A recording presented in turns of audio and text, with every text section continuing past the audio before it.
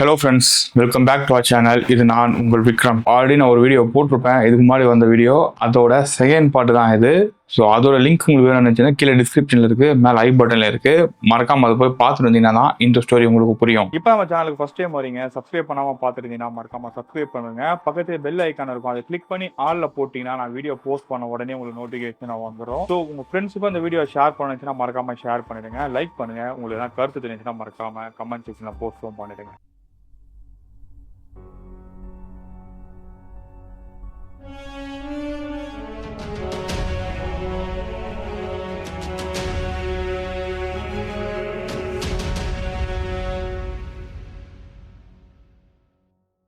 அந்த இன்சிடென்ட் நடந்ததுக்கு அப்புறம் ஆல்ரெடி நம்ம பார்த்த மாதிரி ராகவன் வந்து சென்னைக்கே வந்துட்டு இருப்பாரு. இப்போ சென்னைக்கு வந்ததுக்கு அப்புறம் அவரோட நிம்மதியாக இருக்க முடியுதான்னு கேட்டிங்கன்னா அதுதான் கிடையாது. இவரை சுற்றி நிறைய அமானுஷ விஷயங்கள் இன்ன வரைக்கும் நடந்துட்டு தான் இருக்கு. இவர் ரூம்ல எங்கே பார்த்தாலுமே மார்கரெட், பீட்டர், அப்புறம் அவங்களோட ஹஸ்பண்ட் இவான்ஸ், இவங்க எல்லாருமே வந்து இவருக்கு கண்ணுக்கு தெரிஞ்சுட்டு தான் இருக்காங்க. பட் இவருக்கு ஒரு யோசனை என்னன்னு பார்த்தீங்கன்னா, அவங்கள எப்படியோ நம்ம வந்து விடுவிச்சாச்சு, இன்னும் ஏன் நம்மளை வந்து ஃபாலோ பண்ணிட்டே இருக்காங்க அப்படின்ற ஒரு தாட் அவருக்குள்ள ஓடிட்டே தான் இருந்துட்டு இருக்கு. அது மட்டும் இல்லாமல் அந்த இடத்துக்கு போன டைம்ல இவருக்கும் அந்த இடத்துக்கும் ஏதோ டீப்பாக கனெக்ஷன் இருக்கிற மாதிரியும் அவருக்கு ஒரு ஃபீலிங் இருந்திருக்கும். அதுவும் என்ன எதனால் அப்படின்னு சொல்லிட்டு ஒரு கன்ஃபியூஷன் ஸ்டேட்டில் தான் இருந்துட்டு இருப்பாரு. இதனால இவரால் ரெகுலர் ரொட்டீன் ஒர்க்கே இவரால் பார்க்க முடியாமல் போயிடுது. அட் சேம் டைம் வீரவானம் வில்லேஜில் இருந்த பீப்புள்ஸ், அங்கே மக்கள் இருக்காங்களே, அவங்களுக்கு இன்ன வரைக்குமே அந்த பயம் போயிடுச்சான்னு கேட்டிங்கன்னா பயம் போகல. ஏன்னா இதுக்கு முன்னாடி நடந்த அமானுஷமான விஷயங்கள் எதுவும் இருந்தாலும் அந்த அரண்மனைக்குள்ளேயே தான் நடக்கும். இப்போ என்ன நடக்குதுன்னு பார்த்தீங்கன்னா, அந்த அரண்மனை சுற்றி அந்த அரண்மனை வெளியிலேயே வந்து அந்த மாதிரி விஷயங்கள் நடக்க ஆரம்பிக்குது. நைட் ஆனால் யாரோ அதிகமாக வந்து பார்த்தீங்கன்னா அழுகிற மாதிரி, கத்துற மாதிரி, இந்த மாதிரியான சத்தங்கள்லாம் வந்து அந்த கிராம மக்களுக்கு வந்து கெடுதா இருந்துட்டு இருக்கு. அது சேம் டைம் என்ன நடக்குதுன்னா, அங்கே ஆடியோ ஒருத்தர் இருந்திருப்பாரு, பெரியவர் தங்கவேலுன்றவர். அவர்கிட்ட அந்த மக்கள் எல்லாருமே முறையிடுறாங்க, உங்களுக்கு தான் ராகவனை பற்றி நல்லா தெரியும், நீங்கள் போயிட்டு அவர் மறுபடியும் கூட்டிட்டு வாங்க, அவரால் தான் இந்த பிரச்சனை வந்து சரி பண்ண முடியும்னு நினைக்கிறேன். ஏன்னா அந்த பில்டிங்குள்ள அந்த அரண்மனைக்குள்ளே போன யாருமே வந்து உயிரோட வெளியில் வரல. ஆனால் ராகவன் ஒருத்தரால் மட்டும்தான் உயிரோட வெளியே வரவும் முடிஞ்சது. ஸோ அவருக்கும் அந்த அரண்மனைக்கும் ஏதோ தொடர்பு இருக்கும்னு நினைக்கிறேன். அதனால தான் அவரால் வெளியே வர முடிஞ்சது. அதனால் நீங்கள் அவரை போய் கூட்டிட்டு வாங்க, அவர் மூலிமா இந்த பிரச்சனையை சரி பண்ணலான்னு சொல்லி அந்த ஊர் மக்கள் எல்லாருமே தங்கவேலுக்கிட்ட முறையிடுறாங்க. எல்லாரோட கோரிக்கை ஏற்றதுக்கு அப்புறம் தங்கவேலு வந்து கிளம்பி சென்னைக்கும் வராது. ஆனால் இதில் யாருக்குமே தெரியாத ஒரு ரகசியம் மட்டும் தங்கவேலுக்கு மட்டும் தான் தெரியும். ஏன் ராகவன் வந்து தங்கவேலை போய் பார்த்தாரு, இதுக்கான ஒரு பேக் ஸ்டோரியே ஒரு பெரிய ஸ்டோரியாக தான் இருந்துட்டு இருக்கு. அது என்னன்னு பார்த்தீங்கன்னா, ராகவனுக்கு வந்து அந்த ஊர் தெரியும். அந்த ஊரில் தங்கவேலுன்ற ஒருத்தர் வந்து எப்படி தெரியும் அப்படின்ற டவுட் நிறைய பேருக்கு இருந்திருக்கும். ஸோ அந்த ஃபர்ஸ்ட் பார்ட்டில் வந்து நான் என்ன சொல்லியிருப்பேன், தங்கவேல் வந்து அந்த ஊரில் ஒரு பெரிய தலைக்கட்டு அப்படின்ற மாதிரி சொல்லியிருந்திருப்பான்ல, அவர் தலைக்கட்டு தான். ஆனால் தங்கவேலோட கான்டாக்ட் வந்து கிடைச்சது வந்து யார் மூலியமாக கிடைச்சிருந்தா, ராகவனோட ஒரு தூரத்து சொந்த மூலியமாக தான் கிடைச்சிருக்கும். அது மூலியமாக தான் அவர் அங்கே போயிருப்பாரு. ஸோ தங்கவேலுக்கு ஒருத்தருக்கு மட்டும் தான் தெரியும் ராகவன் யாரு, அவங்களோட முன்னோர்கள் யாருன்றது எல்லாமே தெரிஞ்சுட்டு இருக்கும். அதே மாதிரி வந்து தங்கவேலுக்கு ஒருத்தருக்கு மட்டும்தான் அந்த அரண்மனை இருந்த இடத்துக்கும் ராகவனுக்கு என்ன தொடர்புன்றதும் கிளீனாக தெரிஞ்சிருக்கும். ஸோ இதெல்லாம் ராகவன் கிட்ட சொல்லணும் அப்படின்றதுக்காக அவர் கிளம்பி சென்னைக்கு வந்துட்டு இருப்பாரு. சென்னைக்கு வந்து ராகவனை பார்த்தவர் அவர்கிட்ட ஒரு ஓலைச்சுவடியும் கொடுக்குறாரு. அந்த ஓலைச்சுவடியில் என்ன மென்ஷன் பண்ணியிருக்குன்னு பார்த்தீங்கன்னா, அந்த இடத்துல இருக்கிற ஆன்மாக்களை விரட்டுறதுக்காக ஒரு சில யாகங்கள் பண்ணியிருக்காங்க. அந்த யாகங்கள் பண்ணக்கூடிய அந்த குறிப்புகள் எல்லாமே அந்த ஓலைச்சுவடியில் இருக்கு. ஆனால் ஏதோ ஒரு காரணத்தால் இவங்களால அதை சரியா பண்ண முடியல. அதுக்கான காரணம் என்னன்னு பார்த்தீங்கன்னா, அந்த இடத்த சேர்ந்த ஒருத்தவங்க வந்து அந்த இடத்துல இருக்கணும். அந்த இடத்த சேர்ந்தவங்கன்னா யாருன்னு பார்த்தீங்கன்னா, அந்த இடத்தோட சொந்தக்காரங்க யாராவது ஒருத்தர் இருக்கணும், ரத்த வழி சொந்தத்தில் யாராவது ஒருத்தர் இருக்கணும். அவங்க இருந்தால் தான் அது சரியாக வரும். அப்படின்னா அது சரியாக வராது அப்படின்றது தான் வந்து அந்த ஓலைச்சுவடியிலே கொடுத்துருக்கோம். இதுக்கு மேலே தங்கவேல் அவங்க கூட இருந்தவங்க எல்லாருமே வந்து ட்ரை பண்ணி பார்த்துருப்பாங்க. ஆனால் யாராலையுமே அதை சரி பண்ணியிருக்க முடியாது. ஆனால் ராகவன் ஒருத்தருக்கு மட்டும் தான் அந்த இடத்தோட கனெக்ஷன் இருக்குது. அதுக்கான காரணங்கள் என்னன்னு பார்த்தீங்கன்னா, ராகவனோட முன்னோர்கள் தான் அந்த இடத்தையே வந்து அவங்களுக்கு கொடுத்துருக்காங்க. அவங்களோட சாபங்கள் தான் வந்து அந்த இடத்து மேலே இன்ன வரைக்கும் இருந்துட்டு இருக்கு. ஸோ அதனால வந்து ராகவனுக்கு அந்த இடத்துக்கு ஒரு பெரிய கனெக்ஷன் இருக்கு. ஸோ ராகவனை கூட்டிட்டு போய் இந்த பிரச்சனை சரி பண்ணலாம்னு சொல்லி தங்கவேல் அந்த இடத்துக்கும் வராரு. ராகவனுக்கு வந்து என்னன்னா, சரி நம்மளால அந்த பிரச்சனை ஆரம்பிச்சது, நம்மளே முடிச்சு விட்டுடலாம் அப்படின்ற மாதிரி அவரும் யோசிக்கிறாரு. ஆனால் ஒரு வாட்டி போய் பட்டதே பெரிய விஷயமா இருக்கு. இதுக்கப்புறம் மறுபடியும் அங்கே போனோமா, லைஃப்ல பேய் இல்லை பிசாசு இல்லை நினைச்சிட்டு என்னையே வந்து அந்த இடம் இந்த மாதிரி பண்ணிருச்சு, இதுக்கப்புறம் அங்கே போய் நம்ம ரிஸ்க் எடுக்கிறதா நம்ம உயிருக்கு ஆபத்தா போயிடும் அப்படின்ற மாதிரி ராகவனை யோசிக்கிறாரு. அட் சேம் டைம் தங்கவேல் என்ன சொல்றாருன்னு பார்த்தீங்கன்னா, இல்லப்பா நீ வா, நீ வந்தினா வந்து இது வந்து ரொம்ப யூஸ்ஃபுல்லா இருக்கும். மற்ற மக்கள் எல்லாருக்குமே வந்து பார்த்தீங்கன்னா பார்த்தீங்கன்னா பிரயோஜனமாக இருக்கும், உயிருக்கு வந்து காப்பாற்றுறதுக்கு நீ தான் உதவி பண்ணணும் அப்படின்ற மாதிரி தங்கவேலும் ராகவனை கன்வின்ஸ் பண்ணி அந்த ஊருக்கும் கூட்டிட்டு போறாரு. அப்படி ஊருக்கு போன ராகவன் சில நாள் டைம் எடுத்துக்கிறாரு. அந்த டைம் எடுத்துக்கிட்டு அந்த ஓலைச்சுவடியில் என்னென்ன மென்ஷன் பண்ணியிருக்காங்க, இந்த ரிச்சுவல்ஸை எப்படி பண்ணணும் அப்படின்றத ஃபுல்லாக கற்றுக்கும் செய்கிறாரு. அப்படி கற்று முடிச்சதுக்கப்புறம் வந்து தங்கவேலுக்கிட்ட சொல்கிறாரு, இன்னைக்கு நான் அந்த அரண்மனைக்குள்ளே போக போகிறேன்ட்டு. தங்கவேலும் சரிப்பா நானும் உங்க கூட துணைக்கு வரேன் அப்படின்னு சொல்லி வராரு. ஆனால் தங்கவேலுக்கிட்ட ராகவன் என்ன சொல்கிறாருன்னா, நீங்கள் ஒரு குறிப்பிட்ட தூரம் வாங்க, எக்காரணத்தை கொண்டும் அந்த அரண்மனைக்குள்ளே வராதீங்க அப்படின்னு சொல்லிடுறாரு. ஸோ தங்கவேலை ஃபாலோ பண்ணி அந்த ஊரில் இருக்க சில கிராம மக்களும் வந்து அவர் பின்னாடி வந்துட்டு தான் இருக்காங்க. இவர் ராகவன் வந்து அரண்மனை கிட்ட போக போக அந்த இடத்துல இருக்க காக்கா குருவிங்க எல்லாருமே வந்து பார்த்தீங்கன்னா அங்கேருந்து பறந்து போக ஆரம்பிச்சிருது. அந்த அரண்மனையை வந்து பார்த்தீங்கன்னா ஒரு மாதிரியான அமானுஷ்யம் நிறைந்த ஒரு சத்தத்தோட வந்து பார்த்தீங்கன்னா ராகவன் வந்து வரவேற்குது. ஸோ ராகவன் அந்த அரண்மனை கிட்ட போக போக நான் குழந்தைங்க அழுகிற மாதிரி சிரிக்கிற மாதிரி சத்தம்லாம் கேட்குது. ஒரு கட்டத்தில் வந்து தங்கவேலால் உள்ளே போக முடியல. ராகவன் என்ன சொல்கிறாருன்னா, நீங்கள் இங்கே இருங்க நான் போகிறேன்னு சொல்கிறாரு. ஆனால் தங்கவேல் வந்து இல்லைப்பா இந்த ரிச்சுவல் பண்ணாமல் இந்த செஞ்சு உள்ளே போயிடாத அப்படின்ற மாதிரி சொல்கிறாங்க. அப்போ ராகவன் என்ன சொல்கிறான், இல்லை நான் உள்ளே போனால் தான் எனக்கு என்ன நடக்குதுன்னு தெரியும், என்ன பண்ணணுன்றதும் உள்ளே போனதுக்கப்புறமா தான் கண்டுபிடிக்க முடியும்னு சொல்லி ராகவன் வந்து உள்ளே போகிறாரு. ஸோ ஆல்ரெடி ஒரு போன மாதிரி தான் வந்து அந்த வீட்டுக்குள்ளேயே அண்டர் கிரவுண்டில் வந்து ஒரு ரூம் இருக்குது. ஸோ அந்த ரூம் போகிற வழியும் அவருக்கு நல்லாவே தெரியும்.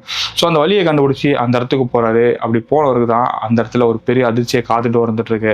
அது என்னன்னு பார்த்தீங்கன்னா, அந்த இடத்துக்கு போனதுக்கப்புறம் இதுக்கு முன்னாடி அந்த இடத்துல எதுவுமே கிடையாது. ஒரு டேபிள் சில புக்ஸ் இது மாதிரி தான் இருந்துச்சு. ஆனால் இந்த டைம் போகும்போது அந்த இடத்துல ஒரு 3 சவப்பெட்டி இருக்குது. அந்த 3 சவப்பெட்டியும் திறந்த மாதிரி தான் இருக்குது. அந்த 3 சவப்பெட்டிலையும் 3 பேரோட உடல்கள் இருக்குது. அது யாரோட உடலும் கிடையாது. இவான்ஸ், மார்கரெட் அப்புறம் பீட்டர் இவங்களோட உடல்கள் தான் அந்த இடத்துல இருக்குது.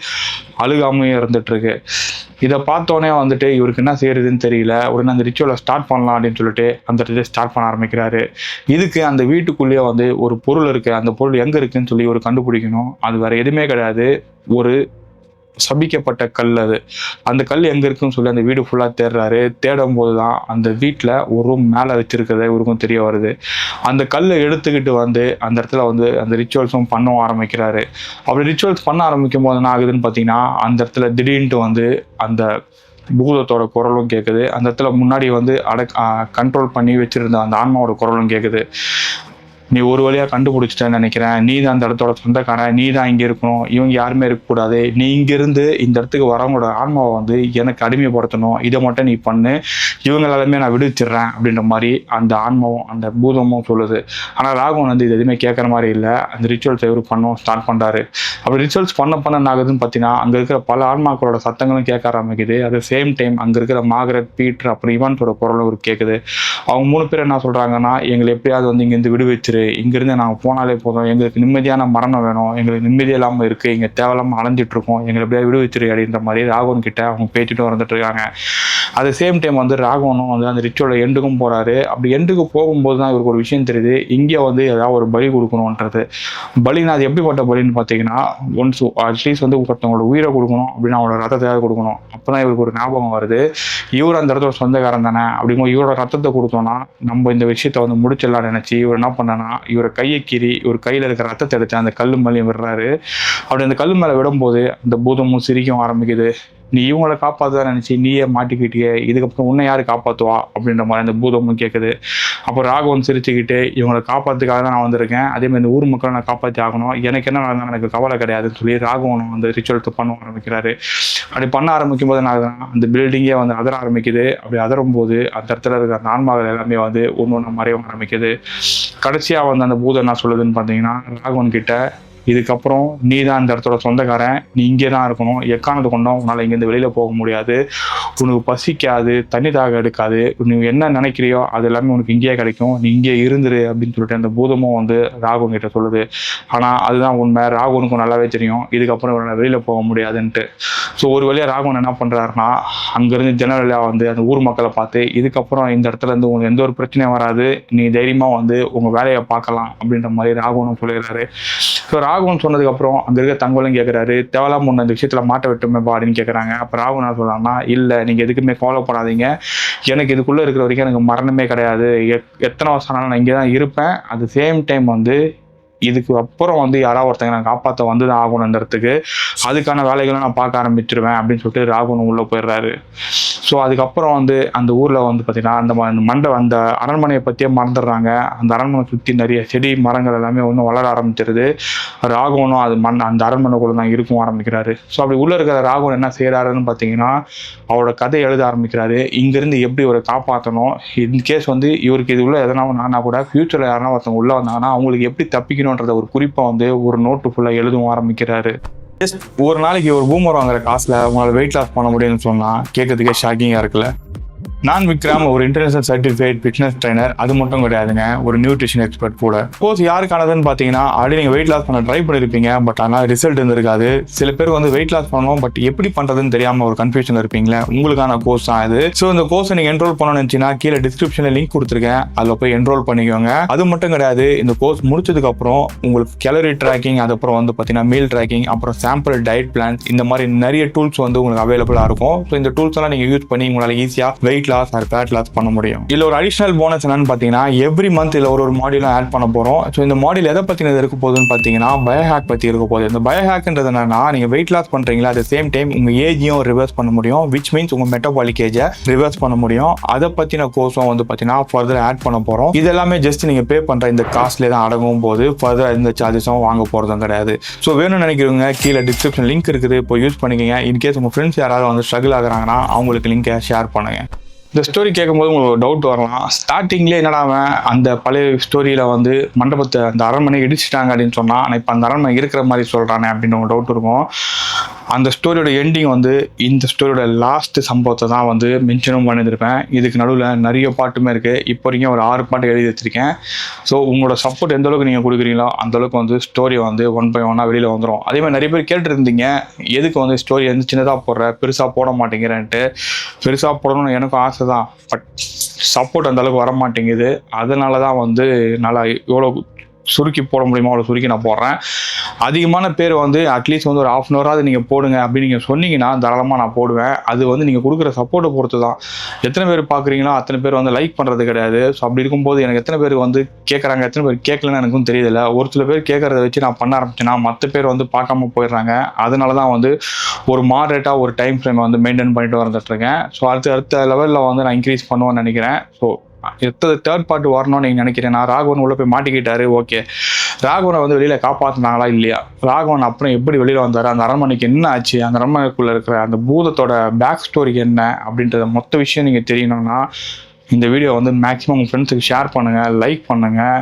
அடுத்த ஸ்டோரியில் ஸ்டோரி வராது. ஸோ இன்னொரு 4-5 பாட்டு இருக்குது. லாஸ்ட்டில் தான் வந்து ராகவன் யார், ராகவன் முன்னோர்கள் யார், அவங்களுக்கு அந்த பூதத்துக்கு என்ன சம்பவம்ன்றத மொத்தமே அதில் வரப்போகுது. ஸோ இந்த ஸ்டோரியை பொறுத்த வரைக்கும் இது வந்து சப்ஸ்கிரைபரோட ஸ்டோரி கிடையாது, என்னோட ஓன் ஸ்டோரி தான். ரொம்ப நாள் முன்னாடி நான் எழுதிட்டேன். ஸோ கொஞ்சமாக வந்து ரிலீஸ் பண்ணலாம் அப்படின்றதுக்காக தான் ஒரு பாட்டை ரிலீஸ் பண்ணிட்டுருக்கேன். ஸோ பிடிச்சவங்க ஃப்ரெண்ட்ஸுக்கும் ஷேர் பண்ணுங்கள், கமெண்ட் பண்ணுங்கள், லைக் பண்ணுங்கள்.